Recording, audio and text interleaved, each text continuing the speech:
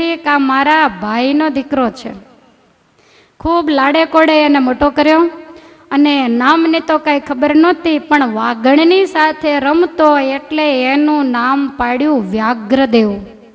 આ જોબન પગીના વડવા વ્યાઘ્રદેવ એવું રૂડું એનું નામ પાડ્યું અને લાડે કોડે આ પુત્રને એણે મોટો કર્યો છે. અને આનો જે વંશ છે એ વાઘેલા વંશ ગણાય છે.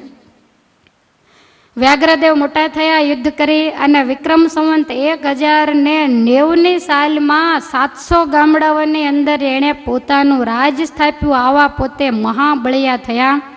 અને આ જ વાઘેલા કુળમાં સત્સંગી જીવનના શ્રોતા ભક્તરાજ પ્રતાપસિંહજી મહારાજ થયા. એના પિતા આખાજી, એના ભાઈ વાઘજી, મુળુભા બધા જ વાઘેલા વ્યાઘ્રદેવના વંશજો. વળી અડાલજના વાઘેલા વીરસિંહ, એના પુત્રી રૂડબાઈ, અને એ જે બીજા વાઘેલા જે બીજા જન્મે કુશળકુંવરબાઈ થયેલા એ પણ વાઘેલા કુળની અંદર જ જન્મેલા. ધર્મપુરના વાઘેલા સોમદેવની સાથે એમના લગ્ન થયેલા. એટલે આ વ્યાઘ્રદેવનો તમામ વાઘેલા પરિવાર એ ભગવાન સ્વામિનારાયણના આશ્રિત થયેલા. અને આ વ્યાઘ્રદેવના વંશની અંદર મોલાજી વાઘેલા થયા. અને આ મોલાજી વાઘેલા સૌ પ્રથમ 1372ની સાલમાં વડતાલ રહેવા માટે આવેલા.